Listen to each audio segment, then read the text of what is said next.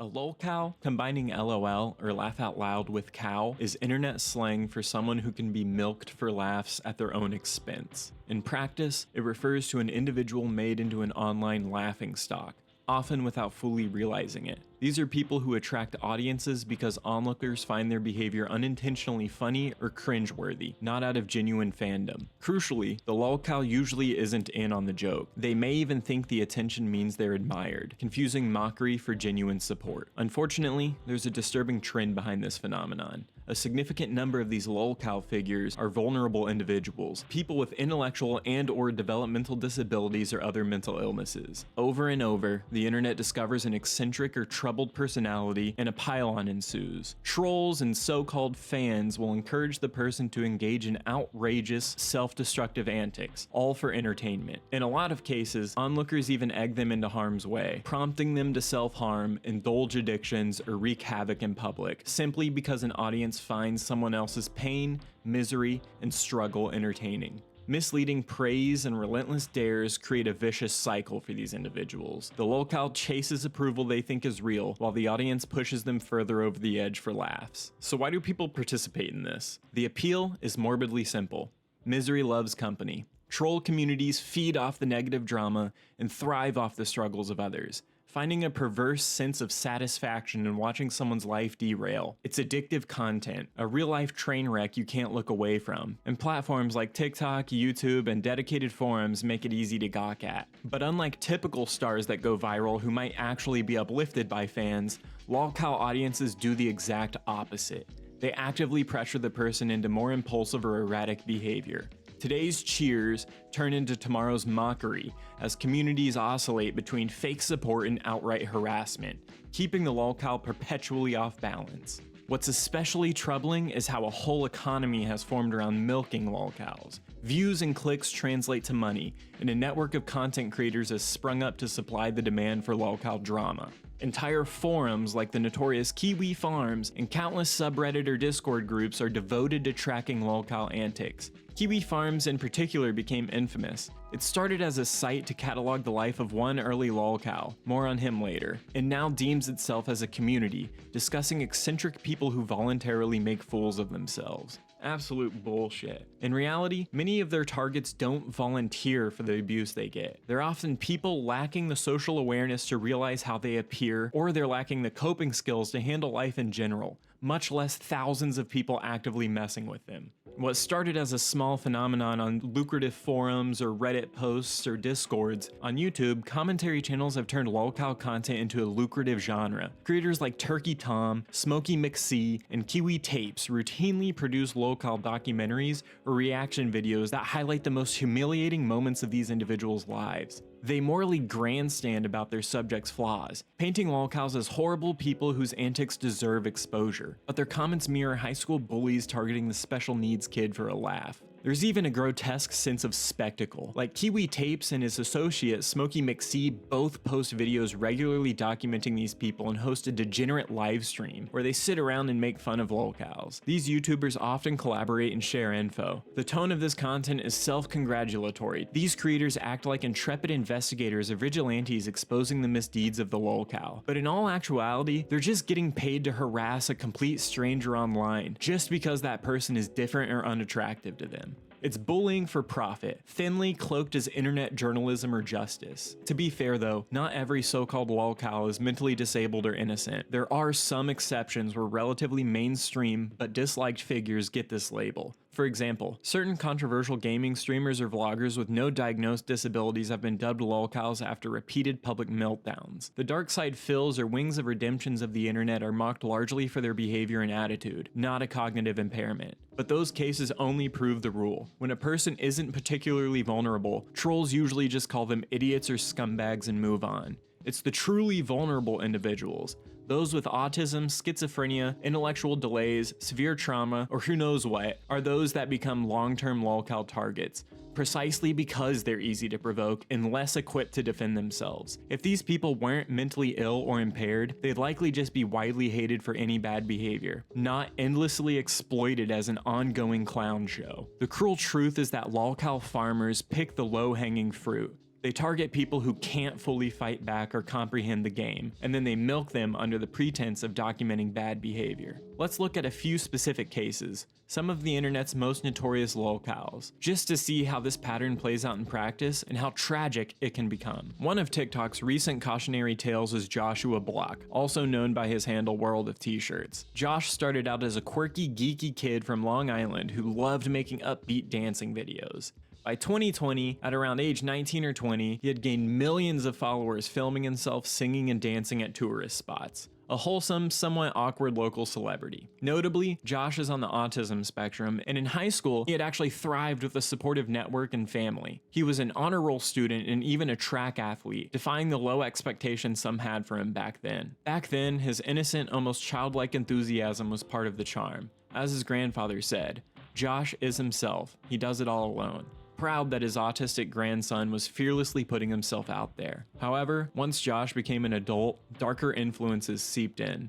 The same addictive personality that led him to chug the boba and coffee on camera. It was harmless fun back then. Made him an easy mark once he turned 21 and discovered alcohol. His content shifted to partying and binge drinking in New York bars and streets, often on live stream. Instead of cautioning him, much of his online audience cheered this behavior on. Viewers would actually encourage Josh's excessive drinking to see what wild, outrageous things he might do on camera next. In effect, internet strangers were treating him like a wind-up toy.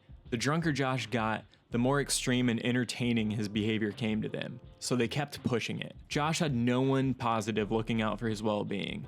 His mother had died of cancer when he was in his teens, and his father, who also struggled with addiction, was out of the picture. He lived with his grandparents, but once he was roaming Manhattan making videos, the internet became his main social circle. Sensing this vulnerability like some sort of sick vultures, some opportunists deemed Josh as handlers even leeched onto him in real life. A middle-aged man named Michael Quinn began hanging out with Josh during his bar crawls, ostensibly as a friend, but in reality, Quinn was exploiting Joshua's alcoholism for clout and money. Quinn would appear in Joshua's live streams and videos, buying rounds of drinks or facilitating stunts, all the while growing his own online following from the spectacle. Quinn financially benefited by promoting himself and even directly using Josh's meltdowns as content. Let's just say many of Josh's genuine fans have accused Quinn of not having his best interests at heart, to put it mildly. Whole forums began to spring up to discuss and monitor his every move. There's a subreddit with thousands of members dedicated to just World of T-Shirts gossip. The commentators in those circles share each new incident. Joshua passing out on a subway, Josh vomiting in public, Josh getting into a drunken shouting match, and so on and so forth. Rather than expressing any concern, many find it hilarious, basically just egging him to chug more. A lot of trolls even take it offline, approaching him in person to solely provoke a reaction on video. The classic, "Put the fries in the bag, Josh." Yeah, real funny, dude. It must be said that Josh's behavior deteriorated sharply under his toxic spotlight. By 2023, nearly every TikTok he posted showed him bleary-eyed in his signature sea captain's hat, openly chugging vodka, beer, wine, whatever alcohol he could get his hands on. He started blacking out regularly. He'd wake up on trains not knowing where he was. In one video, he's so inebriated he urinates on himself while he's passed out. Just fodder for endless mockery on Reddit. He went viral for some other troubling incidents too. In a now infamous clip, Josh stomps on a live fish that someone had bizarrely gifted him as a prank, laughing while doing it too. The public outrage was immediate. He faced a massive backlash for animal cruelty. Josh apologized saying, "Okay, I'm sorry about the fish, it was wrong," but that apology was mostly ignored or disregarded, with some suspecting that he only apologized to try to get unbanned. In other cases, he's been caught on video ranting and using racial slurs, behavior that should have serious consequences. But online spectators oddly treat these incidents like part of the show, more clips to catalog under the LolCow lore. What's often missed in these conversations is how this behavior was shaped. It's by the audience and by the vacuum of any real support. This is someone who once had structure and supervision under his grandparents in school, but once becoming an adult and entering the public eye, was swept into an exploitative feedback loop of reinforcement. Without a strong social network to guide or protect him, his maladaptive behaviors were consistently rewarded with attention and novelty. If Josh hadn't become internet famous, he likely would have slipped through the cracks of society, quietly struggling with addiction, mental health, and grief and obscurity. Instead, he became a sideshow attraction, spiraling for the amusement of millions. His grandparents will eventually pass away if they haven't already, and if the internet continues treating him like a cautionary tale instead of a person, there's gonna be no one left to catch him when he falls. Nobody online should be holding Josh accountable for the behavior that they helped manufacture. By early this year, the situation had hit a new low.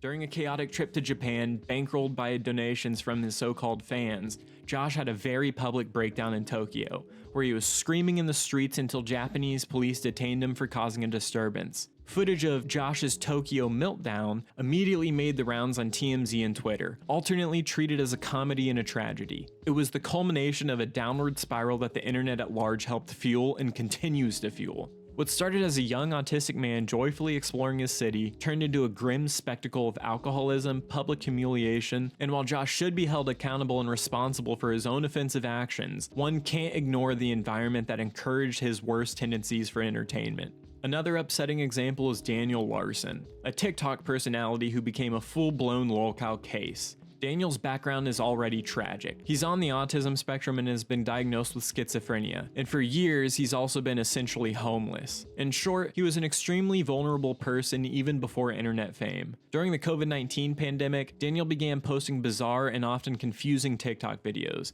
where he'd sing off-key, rant nonsensically, or dance oddly in public. His content was weird, yeah, but relatively harmless. However, people online latched onto Larson as a figure of ridicule, and his 15 minutes of fame as a meme never ended. Instead of fading away, he became permanent prey for trolls, who realized they could easily manipulate him. It soon came to light that Daniel had a very troubled past. People on the internet soon dug up an old video of Daniel as a child in a treatment center, a facility for children who had suffered severe abuse and trauma. In that footage, young Daniel's behavior clearly showed he had serious developmental issues and emotional scars. We have failed people like this as a society. Rather than having support as adults, they slip through the cracks and get treated as subhuman. Any compassionate observer would recognize this was a person who needed professional help and structure, not torment. Disturbingly, the trolls did the exact opposite.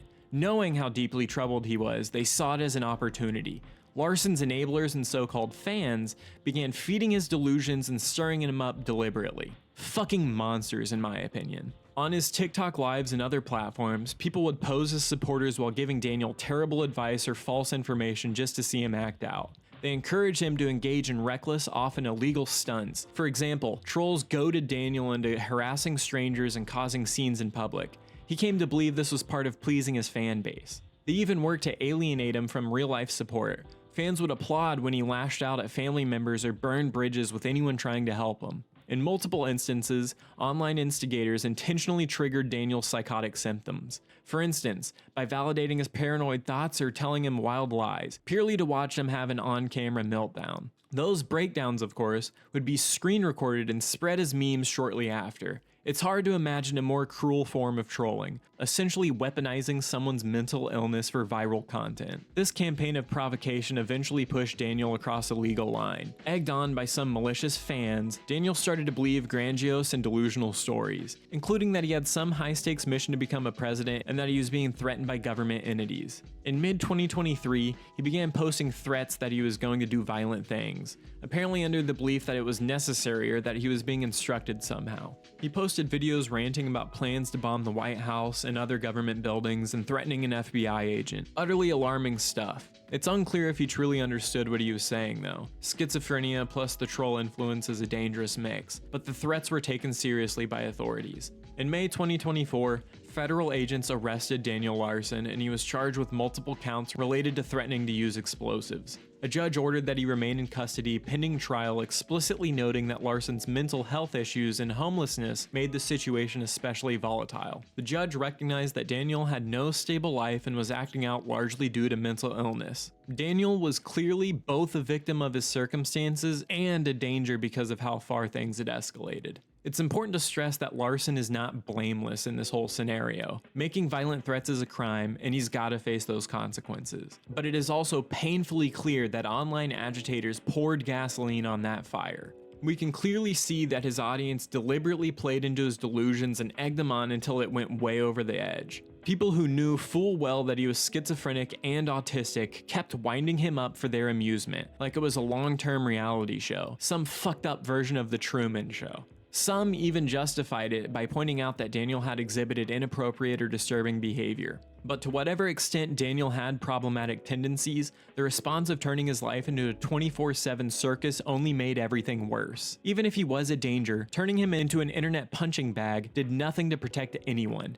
It just turned serious red flags into laughing matters. No matter how reprehensible a person is, onslaughts of relentless trolling are not justice, it's just harassment, and they take away the seriousness of any actual allegations against these people by making it fodder for jokes. The Daniel Larson saga is a prime example of the mental health crisis we currently have in America. Rather than receiving the care he desperately needed, he was left to spiral on the internet until it got to a point where nobody was laughing anymore. Alrighty, no discussion of LolCows would be complete without Christine Weston Chandler, better known on the internet as Chris Chan. Christine is perhaps the most infamous LolCow in internet history, an individual so heavily trolled and documented that some have called her one of the most documented people in existence. Her story is so long and tragic, but a brief overview shows just how far this LolCow phenomenon has gone. Christine, who is autistic and also identifies as a transgender woman, first became known to the internet forums in the late 2000s due to her eccentric homemade comics about Sonichu, Pikachu and Sonic mashed up. She was originally a small-time creator posting cringy content, but unfortunately, sites like 4chan and Encyclopedia Dramatica picked up on her as an object of ridicule. This was essentially the birth of the term LolCow.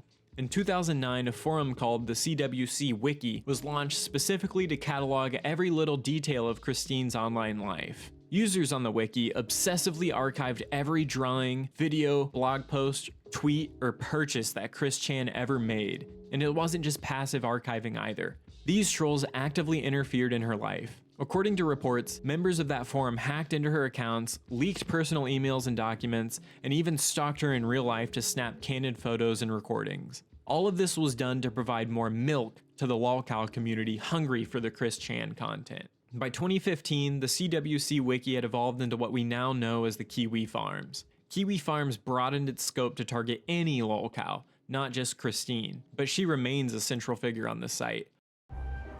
My heart's fine. I'm only 40.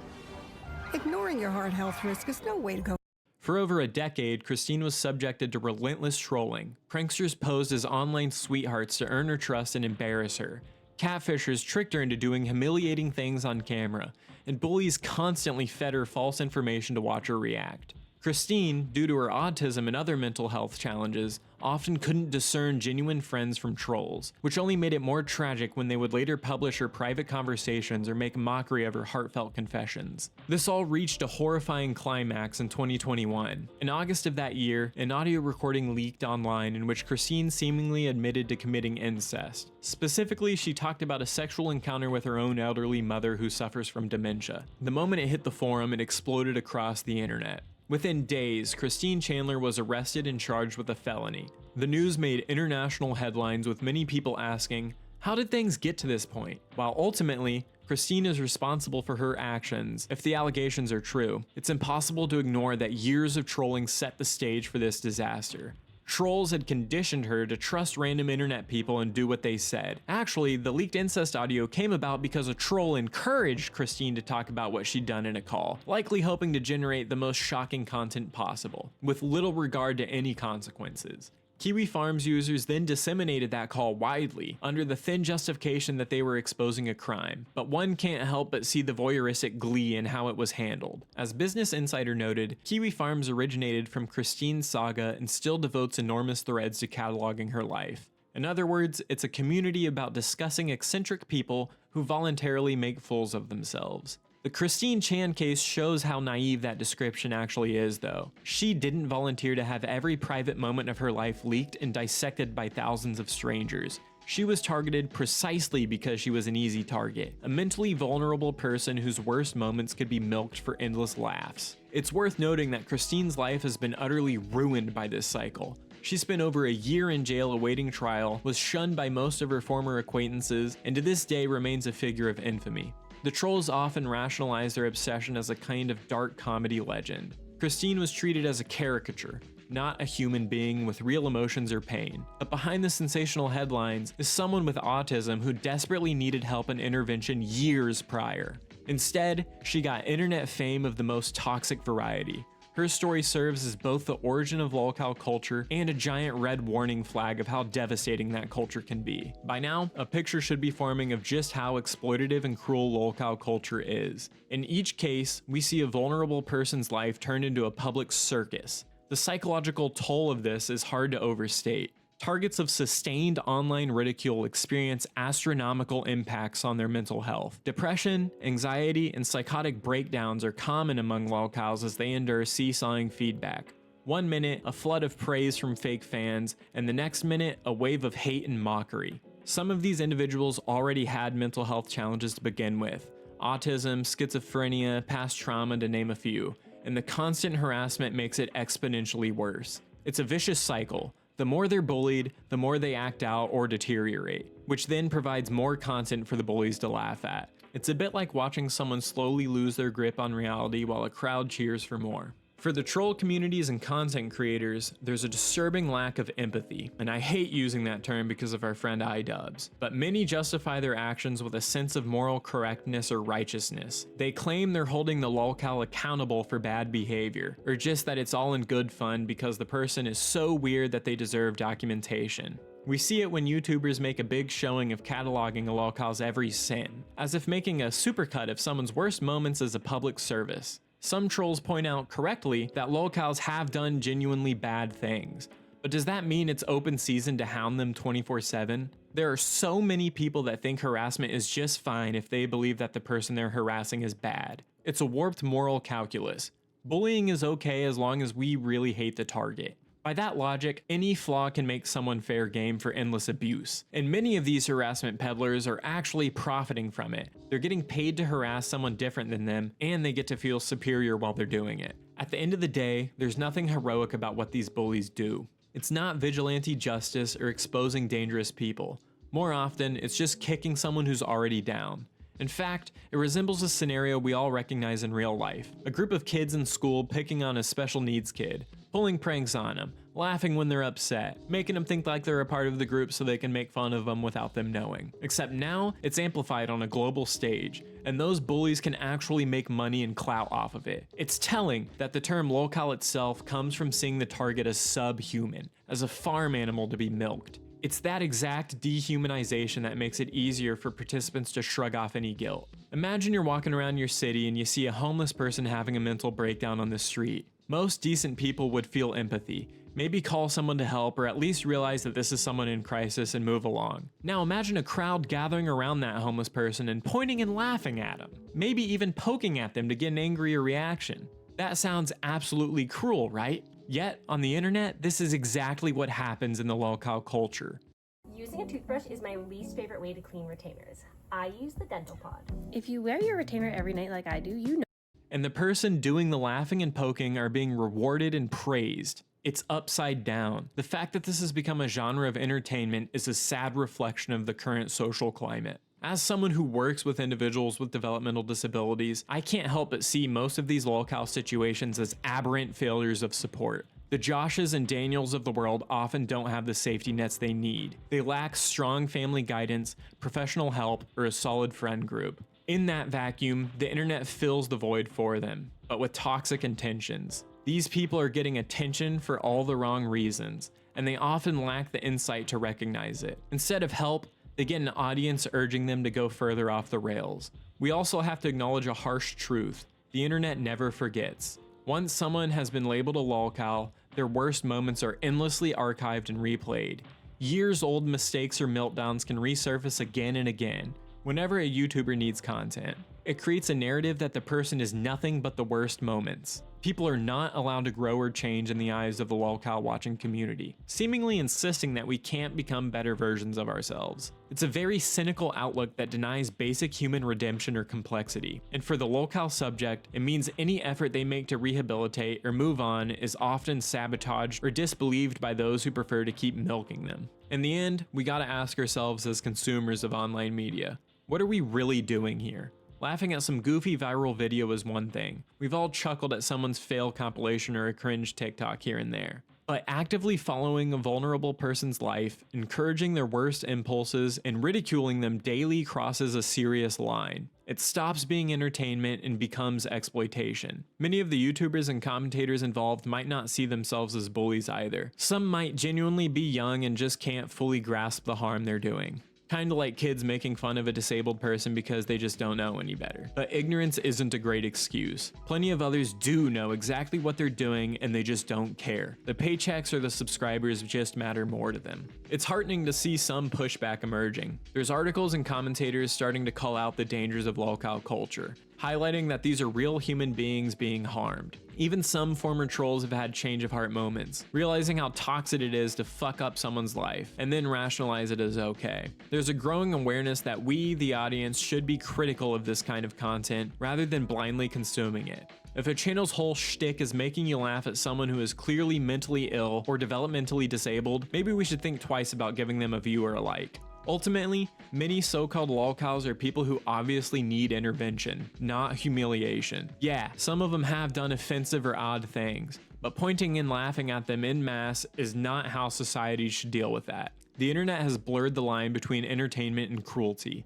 It's easy to get desensitized when you're watching through a screen. But if the content you're watching revolves around someone unraveling and the audience is cheering it on, that's not entertainment, it's complicity. No one deserves to have their struggles turned into a sideshow attraction. The LolCow phenomenon is a vicious cycle of bullying enabled by a structure of online platforms and the lure of internet fame. It preys on those least able to defend themselves and turns their suffering into clout for others. It's on us creators and consumers to break that cycle, to stop rewarding the bullies, to show a little more empathy, and to remember that behind every LolCow is a human being who's more than just the sum of their worst moments. It's all fun and games until you become the target. Maybe it's time to retire the milk bucket and find a better way to treat our fellow humans online.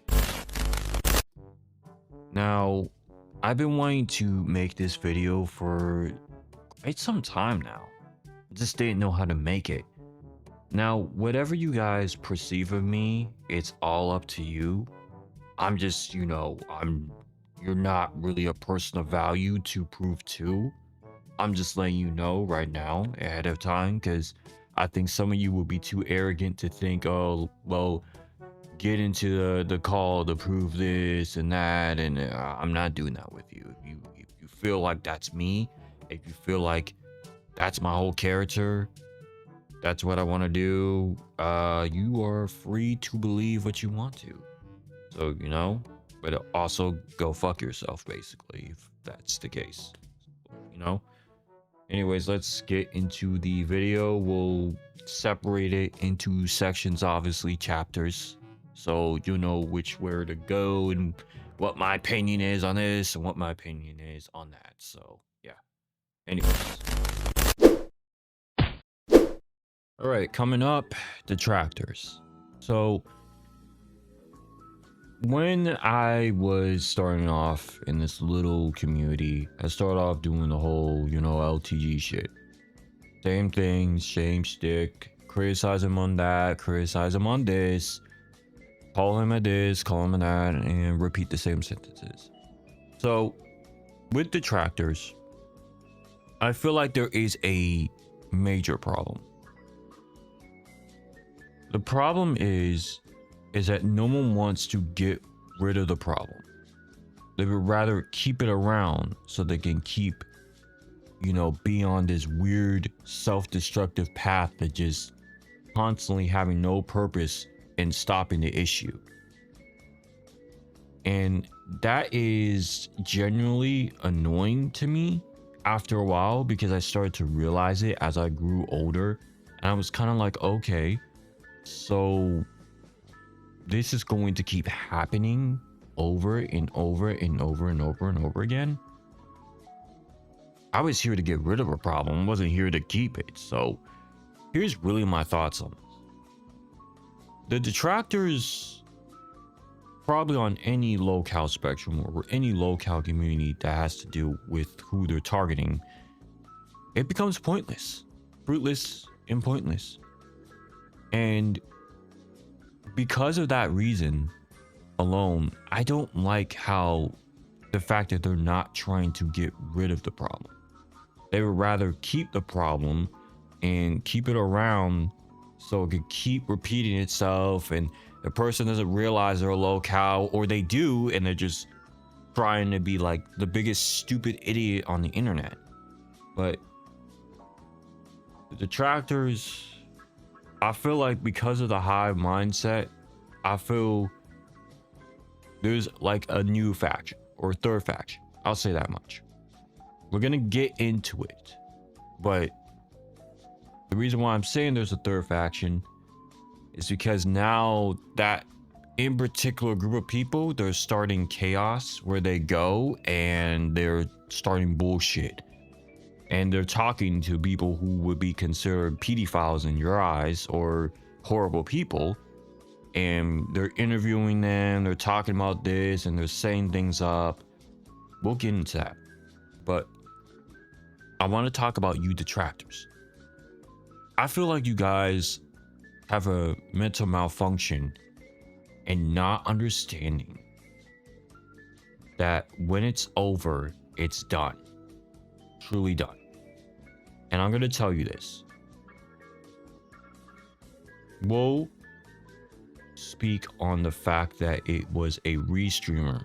And when that restreamer was technically around for the longest time, at least as long as we can see him, the exposing was done as soon as he left. Meaning, anything that goes beyond 2024 is slop. If that makes sense. It's slop. It's trash. So there's really no point in constantly talking about LolCow bullshit. At this point, y'all are just looking for a reason to entertain yourselves. And that's cool, but I was here to see him be exposed. And that's what I was satisfied with. Like, once I saw the credit cards and the shit that I shouldn't even be able to see, it's a wrap. It's a fucking wrap. And I feel like when you're done with like the main shit, right? That's it. That's how it should end. Like, anything past that is now officially slop, and you just, you know, kicking a dead horse. And I understand that, but then that's where it really ended. And I feel like you guys don't understand where it ended. So instead of realizing that, you're gonna keep going and keep going and keep trolling the dude, knowing that he's going to keep getting more ad revenue and views off of you. So yeah, I mean, the only way how to kill this dude or any other, you know, LolCow in general is not pay attention. It's true. I'm not even joking. They'll beg for you to like give them attention, but it'll be too hard for them to get attention from you. So how is that going to work if you stop giving them attention? Well, also that statement was really in particularly towards the LTG trolls. Whenever you guys realize that you've already won a long time ago and stop doing the slop shit, which you can continue, it's just there's no value in it anymore. Like, there's no point, no reason. Just you're doing what you want to do, and I understand. I respect it. You know, as someone who was a fellow whatever to you, yeah, I definitely will say that much. That's really it, honestly. Not gonna lie.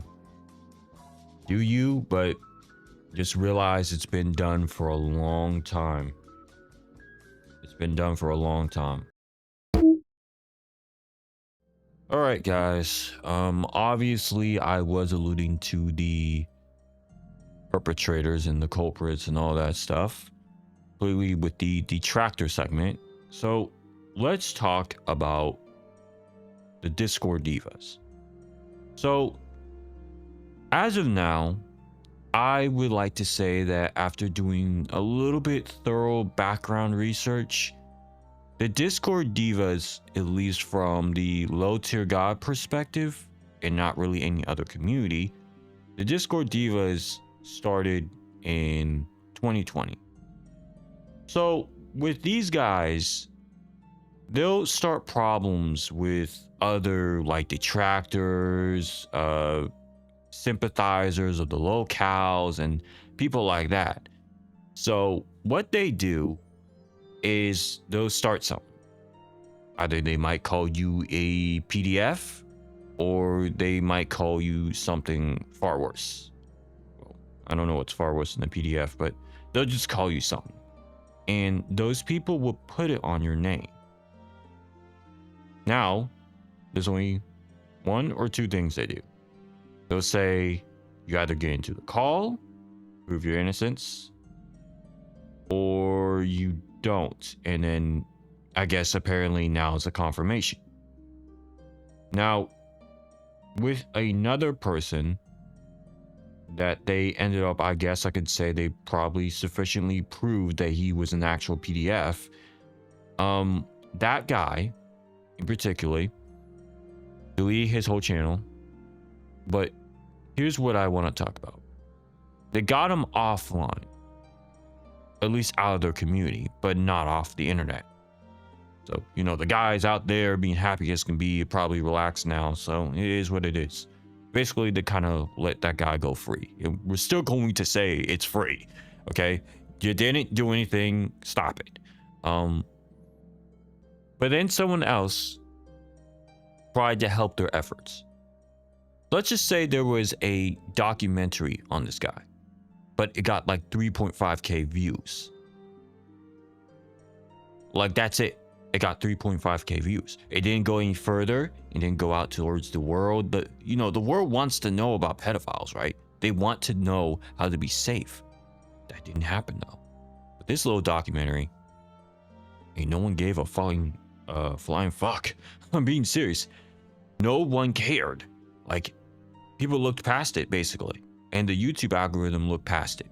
It's the way how, maybe the way how the video was done was not good enough for the YouTube algorithm to be like, okay, so is this person an actual PDF, or what are we doing here? Like, and you know, these guys, these divas, they make these videos and streams on a person, calling them PDFs and all that. And then they talk about hive minds, which is really hypocritically wild of them to talk about hive minds. Like, when I say it's hypocritical, y'all have to understand from my perspective. No, like, it's worse than the hive mind of the detractors. I've never seen people so dedicated to lying and manipulating. I will only say there's a half truth on certain people that they talk about, but most of them don't know what they're talking about. But I will say this, it's not just an LTG community thing, it's everywhere.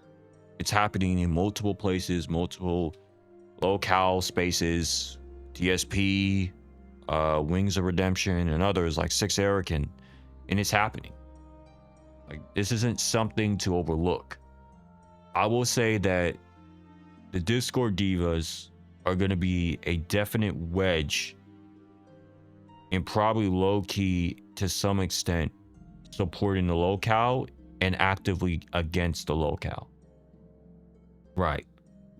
What do I mean by that? So last year, they sent up some pretty dark shit of another troll. That troll got his shit exposed, and it was sent up to LTG. LTG got that information. He knew about whatever he was doing, and yeah. After LTG found out, it's kind of game over at that point, because now everyone feels a certain way about you, and that's just the truth of how people operate. Once you do that, and once they do it, it's over. Now, after that, you know, someone like me was always expecting, like, once it happens, it's over. Like, now you can't do your little LTG troll thing. Guys, so continues doing it. And then it happened with another troll. His record got exposed. There's a whole fiasco on that. Y'all can go in there if you want to. I'm not going into details. Just know that there was a bunch of shit that the Discord divas did. They placed this title on him, they placed that title on them, and anyone else they don't like. So when that happened, I was like, then that means many people are not the exception for these guys. They're gonna start harassing anyone. If they don't like you for it, or certain things you didn't know about, yeah, you're going to be called something that you're not. And you know, speaking on the topic of that, I feel like these people that were in their little call sessions felt like they were pedophiles. I'm gonna say it. I'm gonna straight up say it, because it's the truth. Because you had to have felt like you were a straight up pedophile, and you had to convince the world. But did the world call for you to do it? No. In my opinion, they simply got trolled, because who called you that? Them? They called you that. Nobody else called you that at all. So why are you talking? Why are you doing this?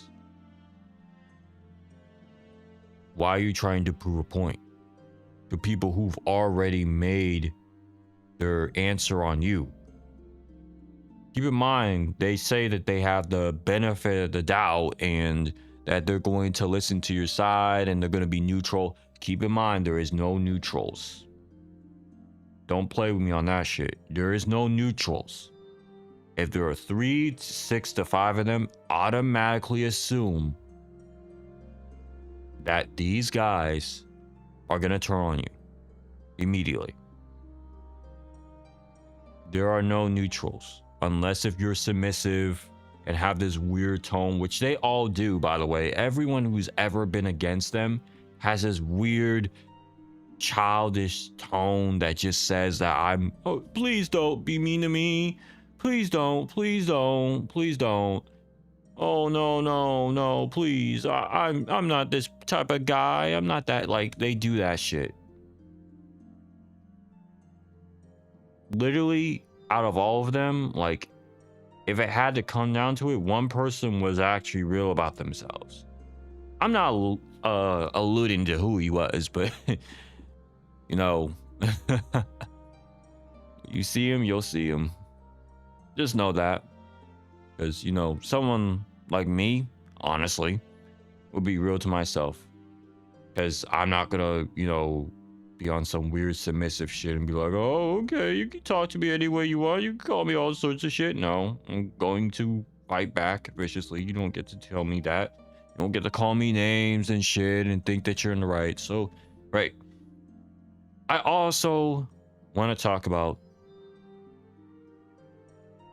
the fact that there is a difference between me and them, or anyone that feels like I'm a this and that.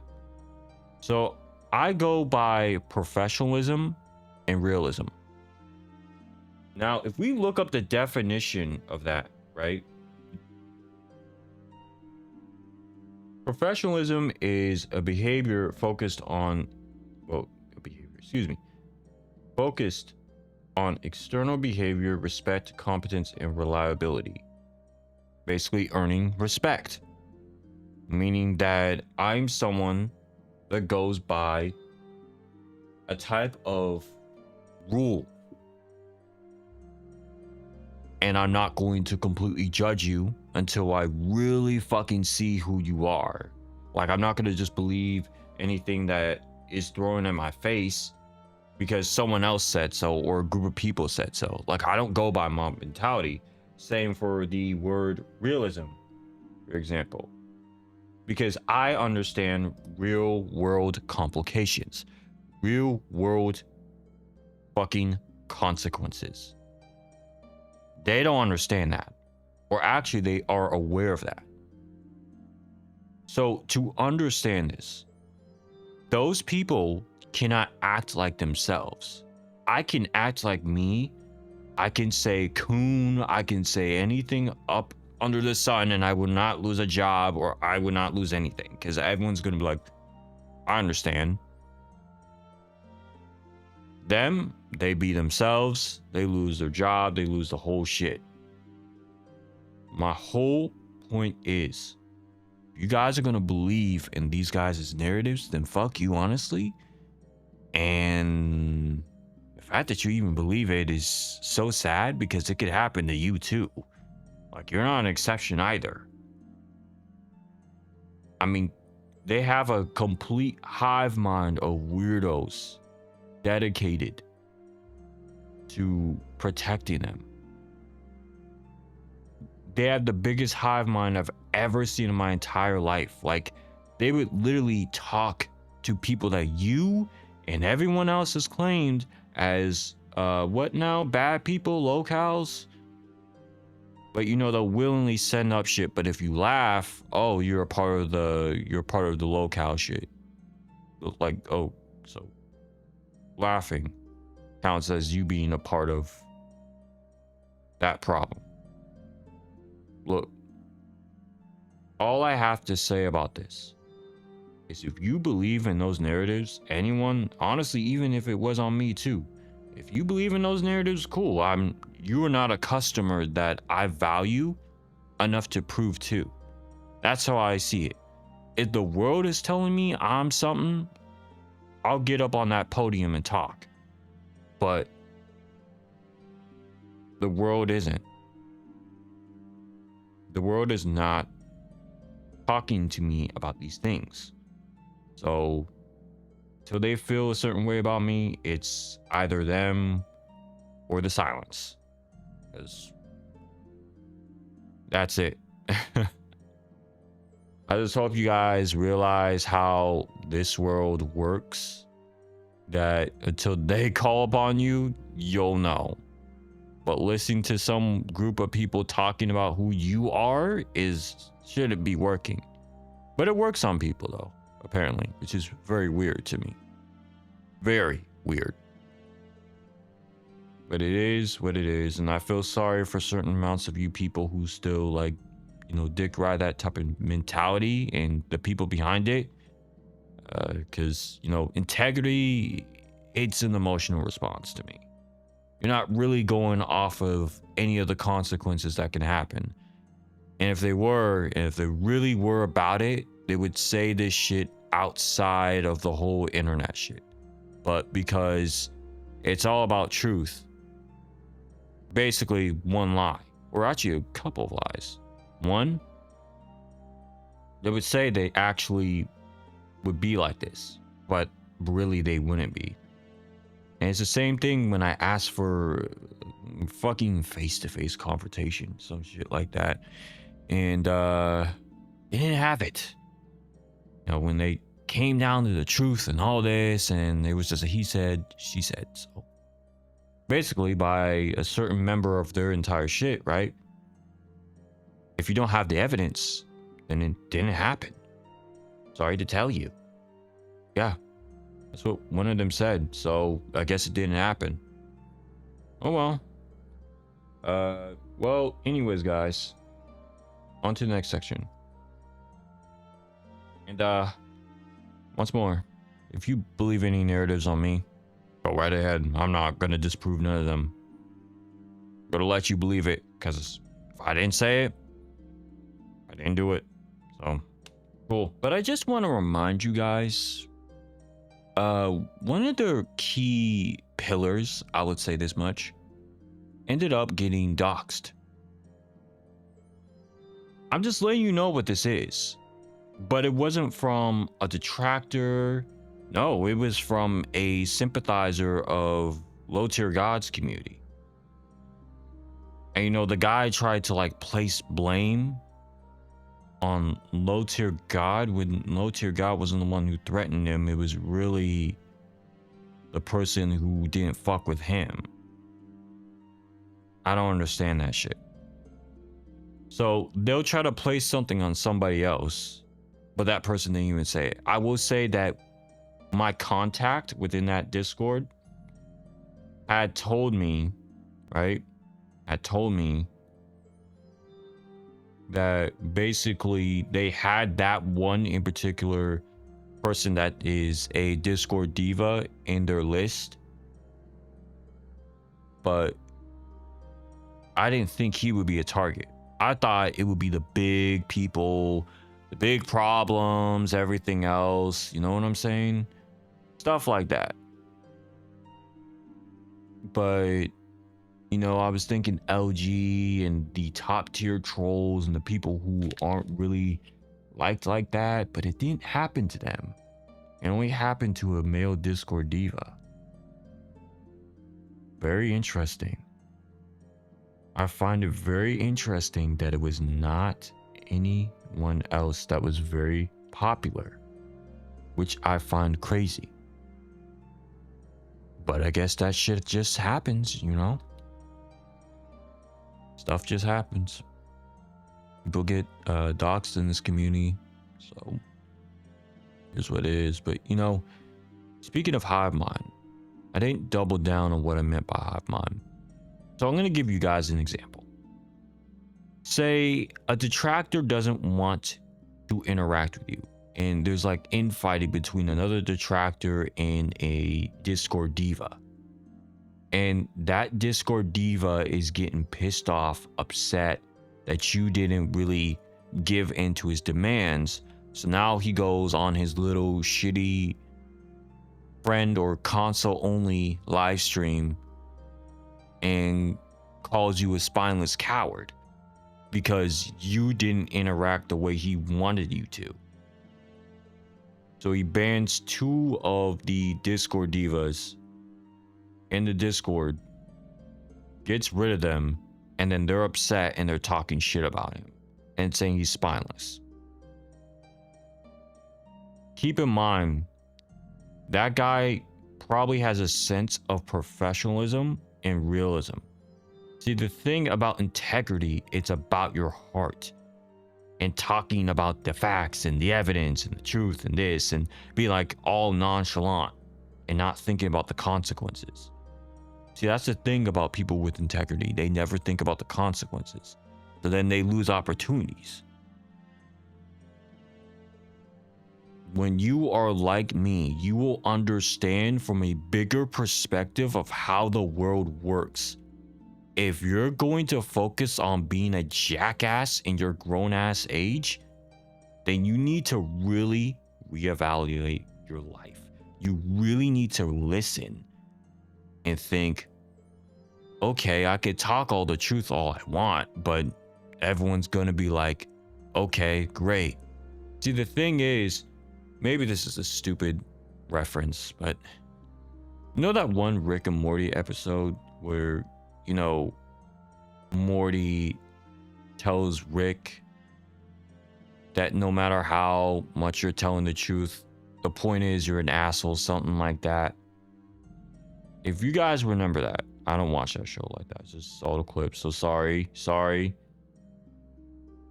And it's just like that. For example, if you can basically say, okay, that's great if you telling the truth, but you just doing it to be a fucking dickhead. So that's it. You're acting on emotion just to feel powerful. Like when you talk about professionalism and realism and you start understanding bigger pictures, when it's integrity and all this truth, facts and evidence bullshit, you're not really doing anything. You're just mumbling away, trying to act like you're a badass. No one cares. It has to be a truth with a point, not a truth to be the victorious winner and feel powerful and some shit. I don't understand that about them. They do that a lot. Like, and for people who say like people are nothing to them, like nothing can get a video, nothing can get a stream, nothing can get their attention. Like they get very easily upset over everything.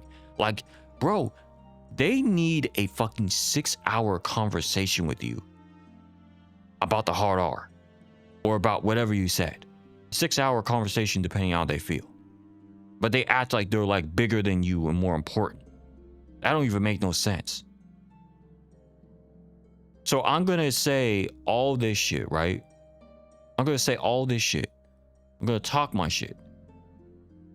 But I need a 6-hour conversation with you. And plus they, oh my God, this is the most yellow bus definition ever, but it is what it is. They determine this as a face-to-face confrontation. Getting in a Discord call is face-to-face. I don't know what type of school they went to and what educational background. I don't like to judge, but when it comes to edgetards and shit, I can't help but judge every single time. So it's only instinctual. But if someone tells you that shit and says, oh, well, you need to get into the call because I want to have the conversation. And it's like 6 to 5 people in a fucking call. Yeah, no. And they're talking about truth, integrity, and facts and evidence. You guys just gotta leave it alone. No more of this shit. Just ignore them. If you said something on them, just say fuck off. Go ahead and do what you need to do, because then they'll try to get your attention. They'll tag you. They'll put a million videos on you and then say they don't care, but they really do care because, yeah, they need a conversation with you and they try to act bigger than you when they're not. That's the problem with that shit. I just need you guys to realize that even then, they went to somebody that y'all would come call a, what is it, a pedophile. Everyone that you said that was a pedophile in your eyes, right? In your eyes, to them is an opportunity. So I'm going to double down on this. If there was a pedophile in front of them and the victim wanted to have a conversation or, you know, feels really upset, they're the types of people that would talk to a kid, not in a sexual context, but talk to a kid just to act like a concerned interviewer that is supremely opportunistic. Does that make any sense? Like, they will only be talking to the kid if it's something that they can blow up and make it into something good for themselves. But they're not doing it out of the graces of their heart. They're doing it because as long as I can monetize, as long as I can get money, as long as I can do this and act like I care, no one's going to question these methods. No one's going to question me. And if they do, then you're a pedophile supporter. And then they'll place that title on you, and then everyone else, I guess, around you is going to think you're a pedophile.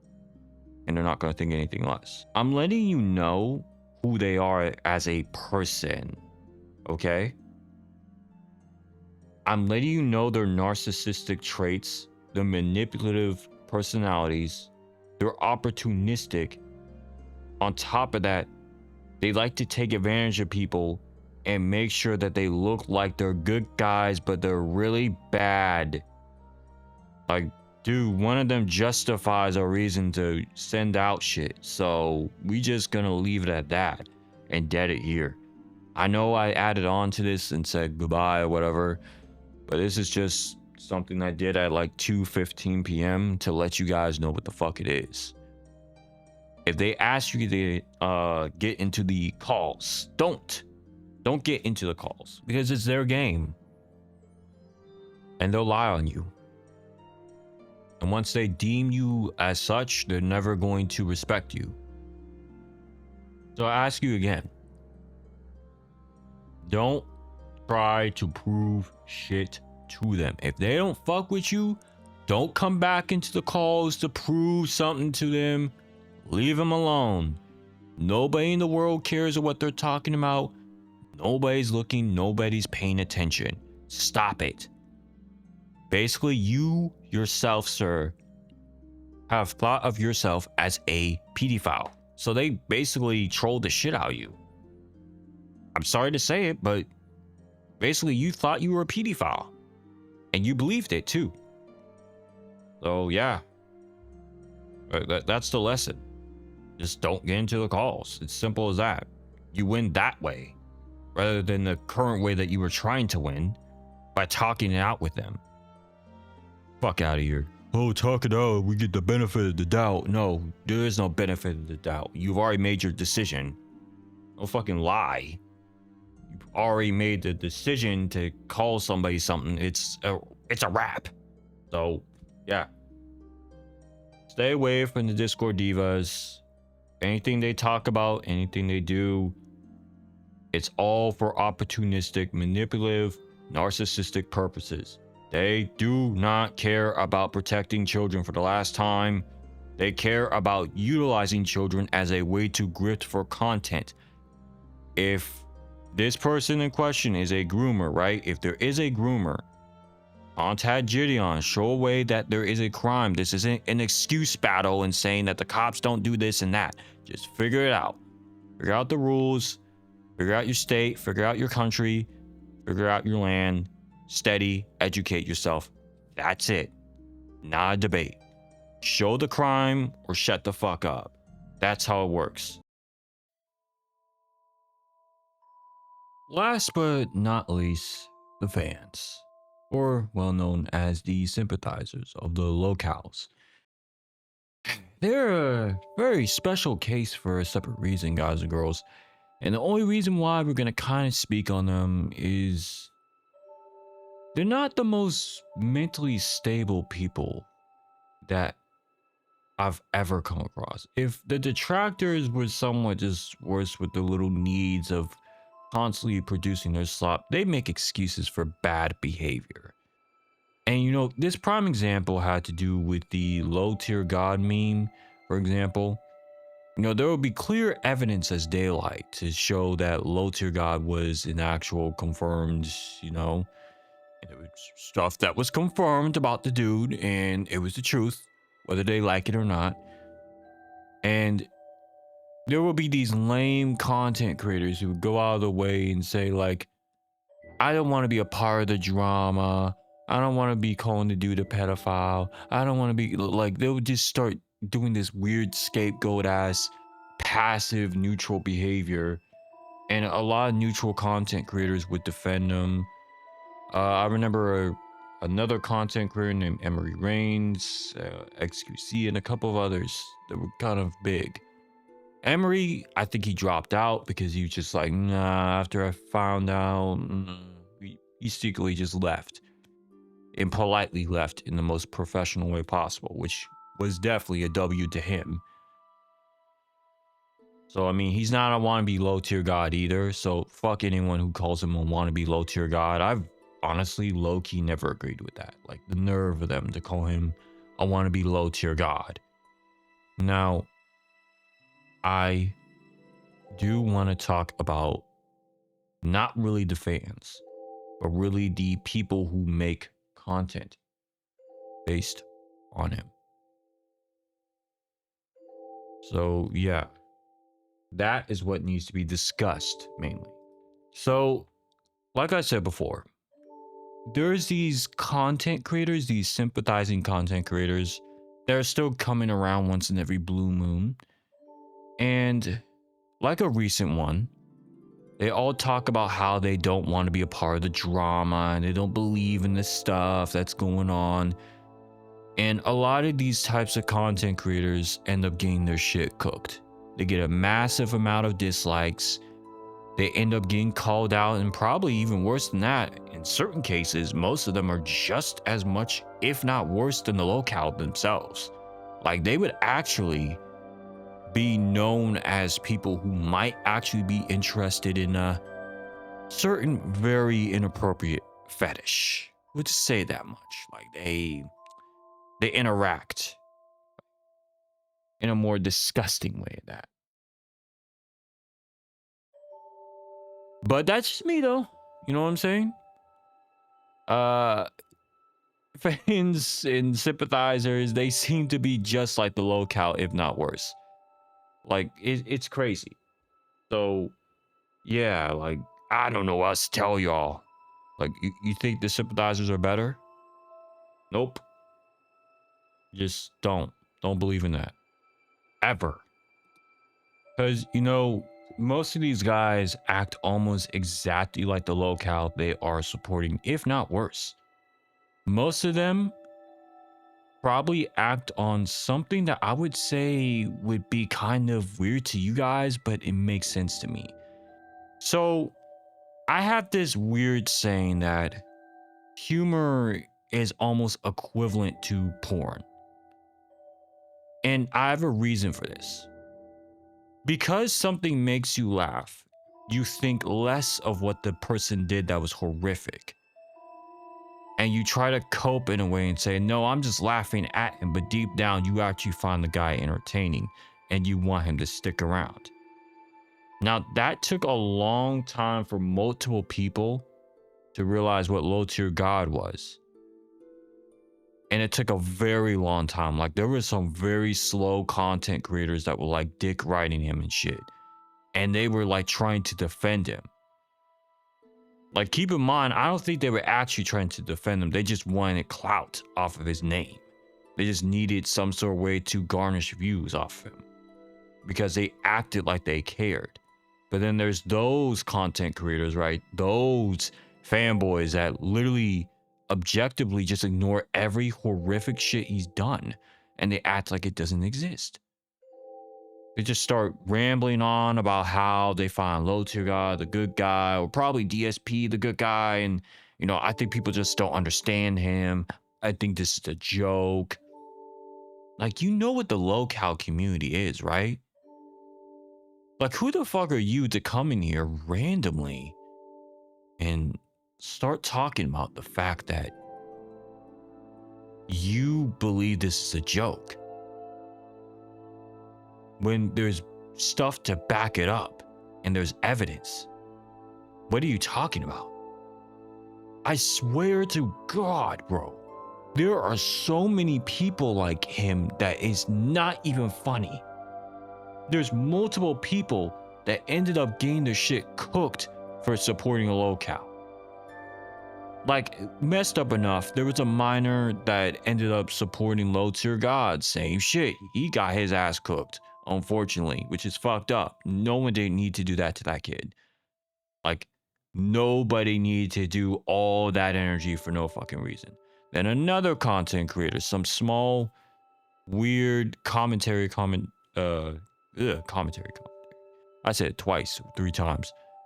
Commentary YouTuber that just kept talking about how low tier God was right and low tier God and everything, and we owe him an apology. And it's just like the same shit with these guys. They get their shit rocked, they get a massive amount of dislikes, they end up deleting the video, and it's like the whole point of it really is, I'll tell you something to expose these guys. Obviously, clout chasing, obviously grifting, but the whole point is it's to get their channel to get traction. So once you already seen the video, eventually in a couple weeks or so, they delete it, or they probably keep it unlisted and they never show it again. Look, I get there are people who sympathize with certain LolCows, but you can't sympathize with the top tier ones. They're genuinely evil, and it's just how it is. You don't have to like it, but they are genuinely evil. They don't care who they hurt. And yet you're out here playing the most sympathetic card for some fucking weird ass reason. But all right, sure, go ahead and do you. As for anyone else that starts sympathizing because of memes and, you know, because they find the guy funny, like I said, that's the prime reason why I almost find humor to be equivalent to porn. Because no one thinks, and it distorts their reality. Whatever makes them laugh, they think less on the person's bad action and deeds. It's fucking wild. It is completely wild. I don't know how human beings can do it, but especially in the LolCow community, it seems to be very normal. Everyone comes in here, oh, well, I just heard about the meme and I just found it funny. And what are you fucking talking about? You know what this community is? Man, fuck you. At that point, fuck you.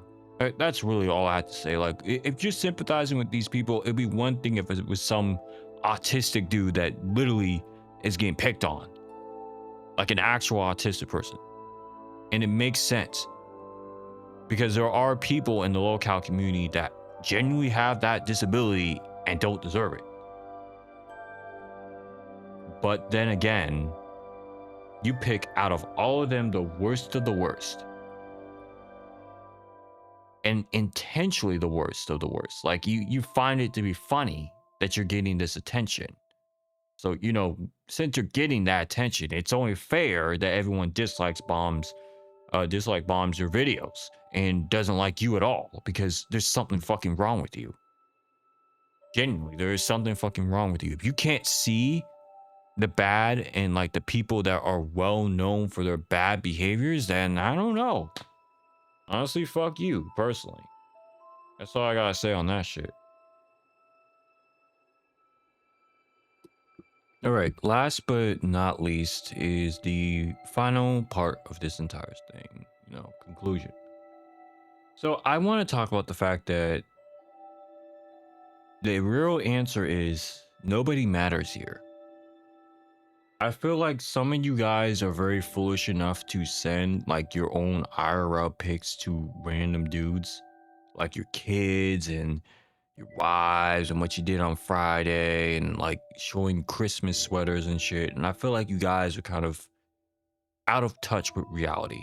So far as much as to say that you would actually befriend one of these random people and send things to random individuals. So as for me, I did say before, you can always claim any narrative you believe on me. That's cool. I'm just not going to disprove none of it because it's stupid and it's dumb. But as for really what I want to say is, no one's gonna call you this to your face. You wanna know why? Because if they can't reach the world, then who's going to listen to them? Who's gonna listen to you guys, honestly? Detractors, sympathizers, the Discord divas, like all of you guys at once. Like nobody's going to listen to you. I just feel like everyone has become so hypocritical of what they hold dear to the point where everyone is now officially a problem in their own little safe space. Like now people are getting attacked here, now people are getting attacked there. People that we once at one point claimed as like pedophiles and stuff are now getting interviews. Like, dude, it's a whole discombobulated mess now. I feel like the LolCow community has officially, in any shape or form, has lost its purpose. And now because of the Discord divas, like it has completely intersected with multiple intersections. Like you just can't even tell where you're driving at anymore. That's how bad it is. It's a complete Silent Hill ass fog. You don't even see anything.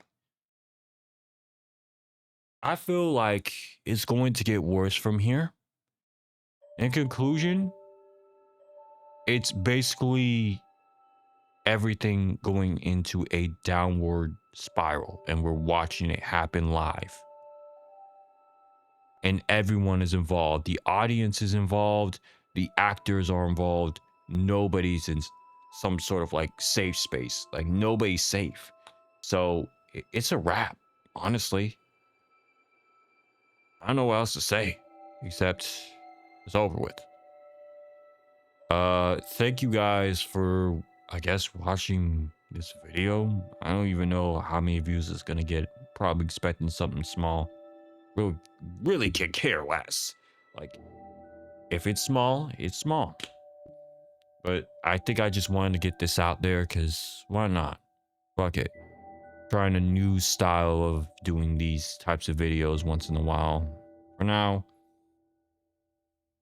I'm just going to call it what time is it here? 4:35. Yeah. It's about that time to dip. Appreciate you guys for listening to me talk. Yeah. Appreciate it. Peace out. Hi, I'm Lucy Christian. I am the voice of Otako Uraraka, and you should subscribe to Neusxanity's channel. Peace out!